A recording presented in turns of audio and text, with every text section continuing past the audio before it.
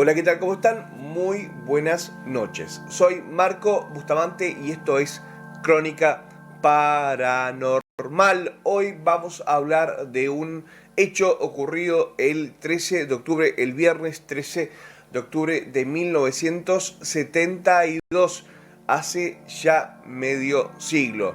Esto ocurrió en la cordillera de los Andes. Tiene que ver con un club de rugby que es de Montevideo, de unos jugadores que estaban yendo a Chile a disputar un partido amistoso y que chocan contra la cordillera de los Andes y estuvieron desaparecidos 72 días, en lo que es considerado como una hazaña vivido por personas normales sin preparación que se encontraron en una situación totalmente atípica. Así que primero que nada vamos a repasar ese momento, vamos a repasar esas fechas, porque después te voy a contar todo el costado sobrenatural de la tragedia, del milagro de los Andes. El accidente del avión 571 de la Fuerza Aérea Uruguaya, más tarde conocido como la tragedia de los Andes o el milagro de los Andes, ocurrió el viernes 13 de octubre de 1972. Estábamos todos pensando que en Chile en ese momento había una diferencia cambiaria impresionante, entonces la idea era ir a pasarlo bien y ser millonarios por 3 o 4 días. A 19 años querés conocer el mundo. Era el viaje, ir a Chile era algo espectacular para nosotros en ese momento. Y era divertido, la idea era ir a salir con chicas, a comprar ropa, como se hacía en aquella época. Ese era el motivo principal del viaje. Y por supuesto que el viaje se hacía por un partido de rugby, pero iba una cantidad de gente que no jugaba rugby, entre ellos yo. Cuando el Fairchild FH227D de un vuelo fletado que el día anterior había partido de Montevideo, en Uruguay, con dirección a Santiago de Chile, se estrelló contra una montaña mientras cruzaba la cordillera de los Andes. Bueno, el vuelo hasta Mendoza, fuimos comentando todo lo que íbamos a hacer. Allí en Mendoza nos enteramos que nos teníamos que quedar porque no se podía cruzar la cordillera y salíamos al otro día. Me acuerdo yo del viaje, me acuerdo muy claro cuando salimos de Mendoza. Además lo presionamos a la tripulación, a los pilotos, tienen que salir. Los pilotos nos dijeron, no, hay que hacer escala en Mendoza porque el tiempo está feo y es peligroso y la cordillera es peligrosa. Inclusive el piloto lo había cruzado 19 veces, sabía lo que era la cordillera. Así que bueno, nos dijo sencillamente eso, ¿no? Y creo que todos estamos también convencidos que la mañana siguiente la presión nuestra lo hizo salir. Entendieron un poco la presión y estuvieron buena gente en ese sentido, porque ellos por reglamentación no pueden estar más de 24 horas en un país ajeno. Entonces tenían que volver. Entonces le dijeron hasta entre la espada y la pared, y ahí hubo presión, fueron unos cuantos a presionarlos. Había llegado un avión que había cruzado por el Cristo, un avión inferior al nuestro, entonces decíamos, ustedes son una manga de cagones que no se animan, porque no. Tanto fue la presión que al final averiguaron y vieron que en el sur, en Malargüe y Curicó, era una parte un poco más plana y el tiempo estaba mejor, y bueno, arriesgaron a ir por ahí. Y llegamos al aeropuerto y estaban los pilotos de la Fuerza Aérea ahí, viendo si volvían a Montevideo o esperaban que el tiempo mejorase, porque no estaba bueno. Y los presionamos hasta que bajó un avión haciendo ruidos contra explosiones, humo, y un veterano con un overol todo engrasado. Le preguntamos cómo estaba el paso, había cruzado de Santiago recién. ¿Se puede cruzar ustedes con ese Rolls Royce que tienen de avión? Si yo crucé con este Fiat, me dice, pueden hacerlo. Y eso fue lo que convenció más a los pilotos, que decidieron salir, pero no directamente de Mendoza a Santiago, sino haciendo una U formada entre Mendoza, Malargüe, el Paso Planchón, Curicó, Santiago. Y entonces viajamos 1 hora y media, 2 horas, y en un momento el piloto nos dice, estamos arriba de Malargüe, miren las salinas, y ahora iniciamos el cruce, por favor, todo el mundo se ponga los cinturones, se sientan y vamos a iniciar el cruce de la cordillera. Ahí hemos empezado a atravesar la cordillera, ya prácticamente quedaba muy poco y de repente sale un señor, un oficial de la cabina, con un portafolio y una cantidad de planos o de mapas, y nos dice, ustedes 4 vayan para otro lado. Y curiosamente del último asiento me paso al primer asiento del lado derecho, el primero de todo, que estaba vacío, estaban los 2 asientos vacíos. Y son esos segundos que te cambian vida o muerte, ¿no? Te preguntás, es decir, me he preguntado a lo largo de los 50 años, ¿por qué? Y ahí, ni bien entró en la cordillera, iniciamos el cruce, se tapó de nubes, no veíamos nada por la ventanilla, pero todos íbamos en una fiesta, contentos y que no pasaba nada, hasta que en un momento sentimos que el avión dobla, se escora un poquito, dobla y empieza a descender. ¿Viste cuando vas en los aviones y estás llegando al aeropuerto que sentís como una inercia, que te vas para adelante, bajan la potencia de los motores? Y sentimos eso, y empezó a descender. El copiloto, el piloto al mando en ese momento, creyó erróneamente que había llegado a Curicó, en Chile, pese a que las lecturas de los instrumentos indicaban lo contrario. Y entró a rugir y paró la caída y empezó a subir lentamente, me parece. Trepidaba y los motores rugiendo, eso lo recuerdo vívidamente. La aeronave comenzó a descender demasiado pronto para llegar al aeropuerto de Pudahuel y chocó contra una montaña, cortando inicialmente ambas alas y la sección de cola. Y cuando uno pensó, esto puede chocar, y Pancho Delgado me miró con los ojos de huevo duro, yo lo miré como diciendo que estamos en peligro, y de repente, ¡plá!, una bomba que explota. Empecé rezando un Padre Nuestro, que es la oración más importante que tenemos los cristianos. Cuando empecé a rezar el Padre Nuestro, dije, no, es demasiado larga, no la voy a terminar. Entonces dije, voy a rezar el Gloria, que es la más cortita de todas. Pero cuando empecé a rezar el Gloria, dije, no, es demasiado corta, no voy a quedar lo suficientemente bien con Dios. Y opté, todo esto pasó en segundos, y opté por el Ave María, que es la del medio que tenemos viste que Gloria, Ave María y Padre Nuestro.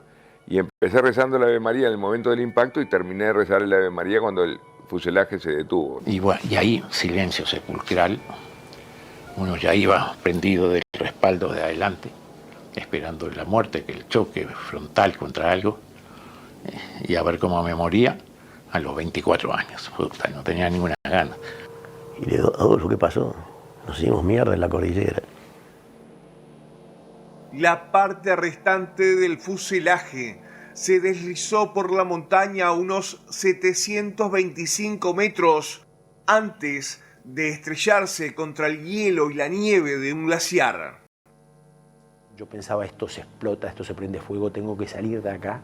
Sentía por abajo manos que me agarraban, de compañeros que estaban abajo de esa masa, que me agarraban el pie.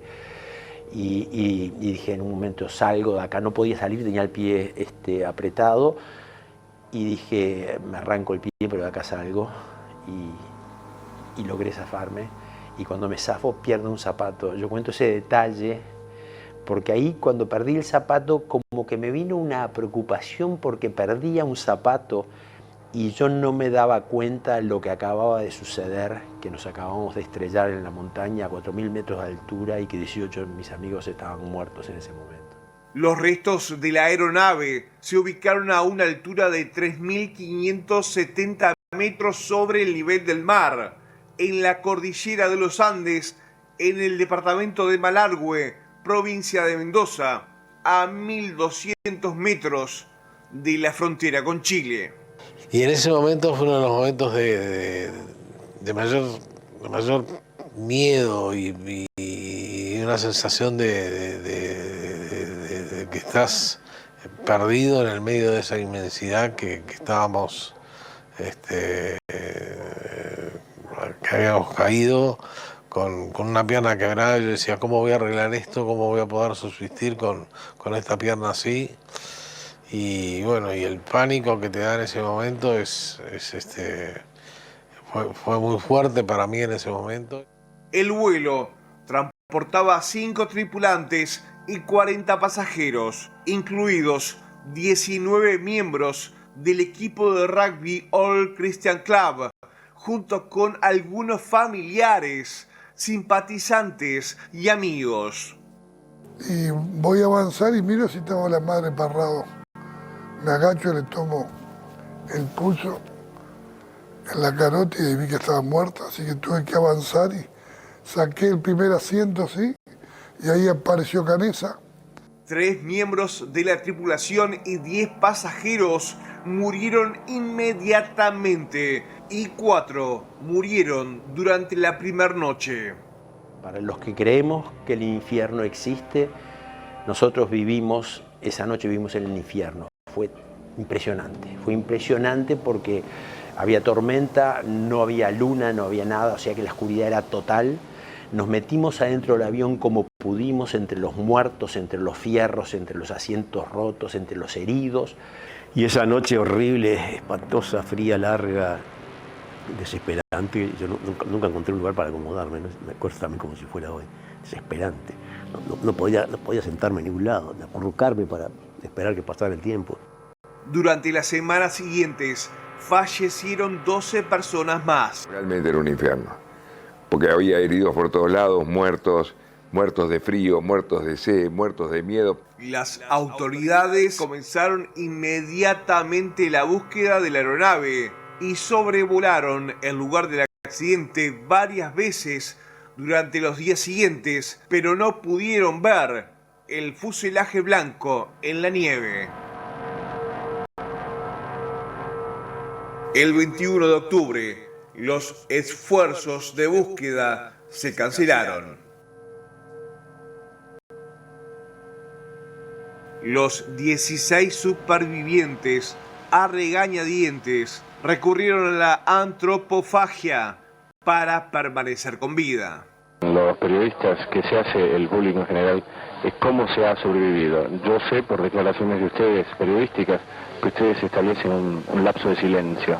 Bueno, eso nosotros pensábamos hacer después una especie de conferencia de prensa cuando estemos todos juntos y entonces contestar una cantidad de preguntas y otras no las vamos a contestar. Supone que justificar actitudes lógicas en un ser humano que de pronto está pasando los peores momentos de su vida. No justificar actitudes lógicas.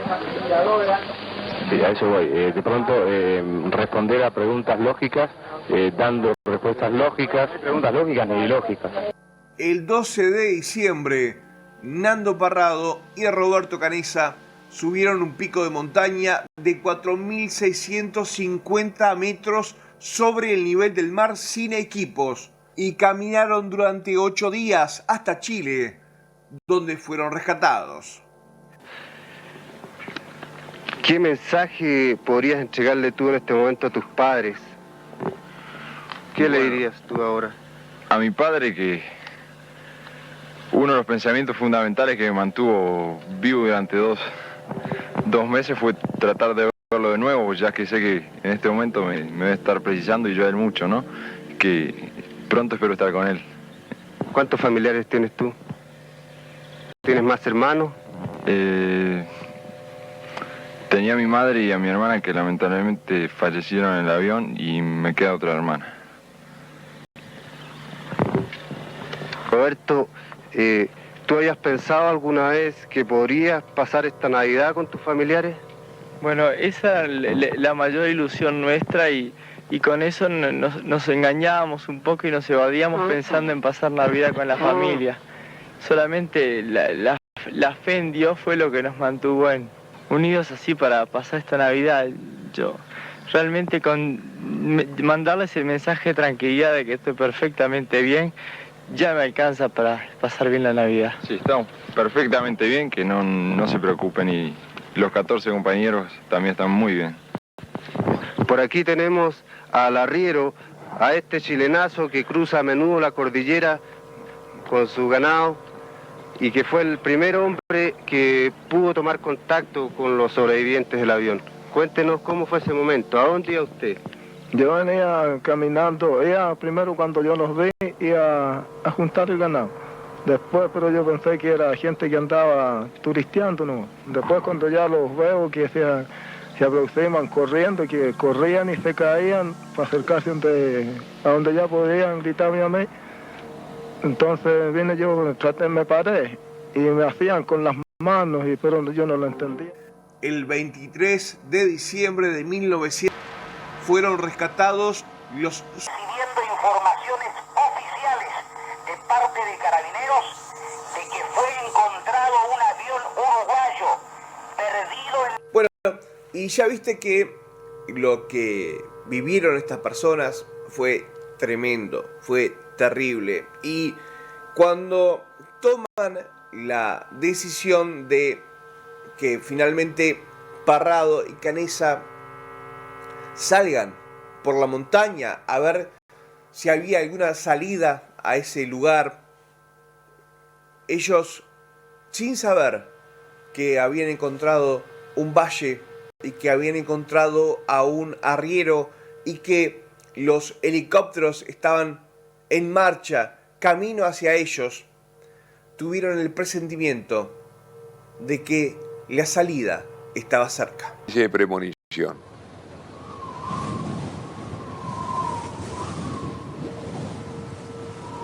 Y como que habían llegado a algún lado. Y no me animo a contarlo. Y Daniel Fernández, que se despertaba, me dice: Carlitos, acabo de soñar de que Parrado y Canessa han llegado a algún lado. Y yo le digo: yo tengo la misma sensación. Y prendimos la radio. De que fue encontrado un avión uruguayo. Noticia, hablaban del avión uruguayo, pero por la estática... Desde la ribera opuesta, una piedra. Mirá, se me eriza la piel ahora después de contar esto miles de veces. Fíjense algo más. Carlos Páez Vilaró, uno de los mejores artistas de la República Oriental del Uruguay, estaba buscando desesperadamente a su hijo. Él tenía la convicción de que su hijo estaba vivo. En la desesperación habla con un mentalista, con un vidente que estaba en Europa. Y pasa esto. Los Andes estaba a distancias de miles de kilómetros de aquel holandés que desde Enschede, la ciudad donde vivía, nos iba a guiar con su mente.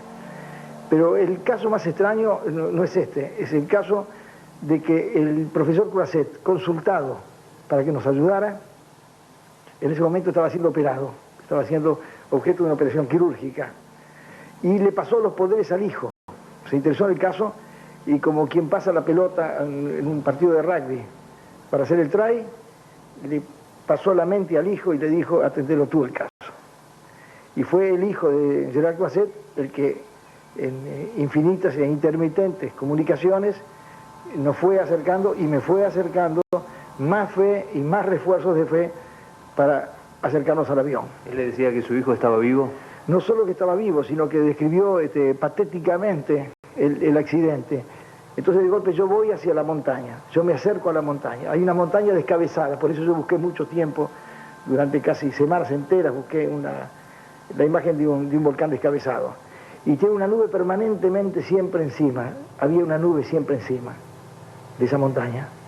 Me acerco a la montaña, no puedo levantar más el avión, dice, nos estrellamos. El avión golpea contra la cresta de la montaña. Pero qué curioso, no se destroza totalmente, se destroza un ala, se destroza la cola, tal cual sucedió. Y el avión pasa al otro lado de la montaña y se desliza como en un tobogán. Me voy deslizando en un tobogán, sigo deslizándome en un tobogán, me detengo. Hay vida y hay muerte. Hay vida y hay muerte, hay sobrevivientes. Y ahí entonces entendemos de que hay vida y hay muerte y que el accidente había sido. Si yo lo había dicho patéticamente en una realidad tan fantástica, lo había leído con la mente de tal forma que de inmediato empezamos a buscar.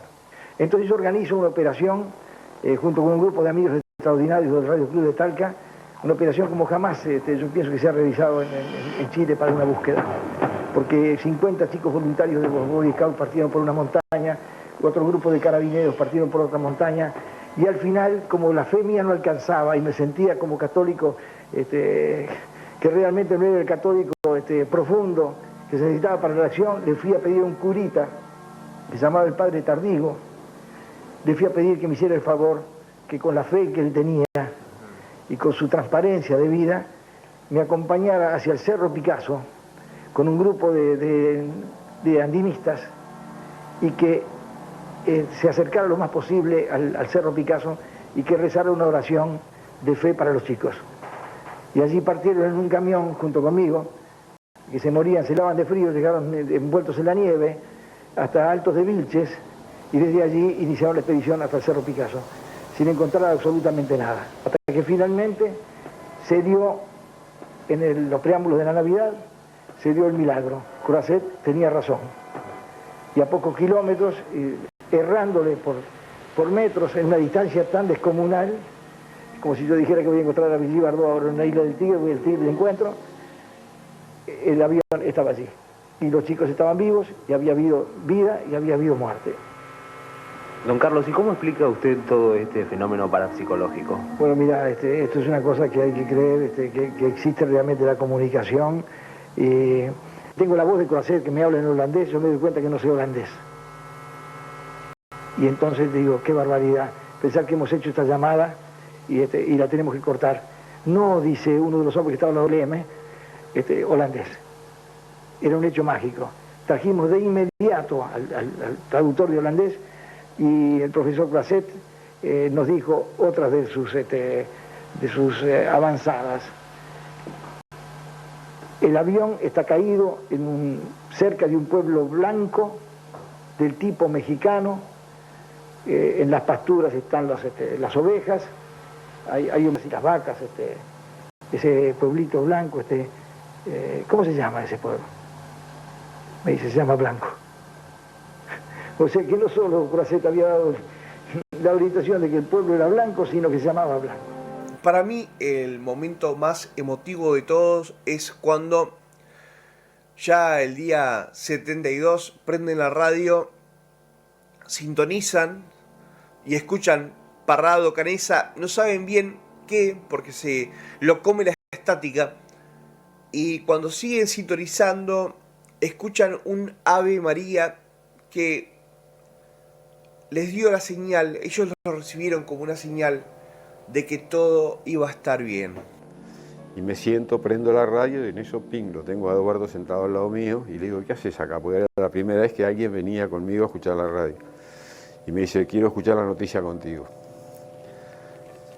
Y la radio dice, Parrado y Canessa, y después una interferencia y se quedó cortado. Ahí nos miramos y dijimos, ¿qué hacemos? Y Eduardo me dice, y le damos la noticia, y le digo, y si la noticia es Parrado y Canessa aparecieron muertos. Que no nos damos cuenta de qué estaban diciendo de Canessa y Parrado, si estaban diciendo la lista de los que estamos muertos, o qué. Hasta que de repente, en una estación súper nítida, el sonido de una estación de radio chilena, empecé a oír la Ave María de Bach-Gounod.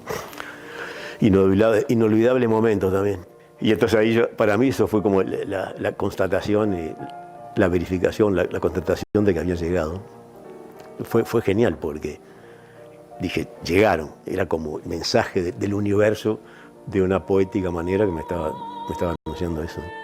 Hoy nos vamos con ese Ave María, nos vamos con ese momento que le significó un mensaje para todos los que estaban perdidos en la cordillera de los Andes. Soy Marco Bustamante, nos vemos la próxima.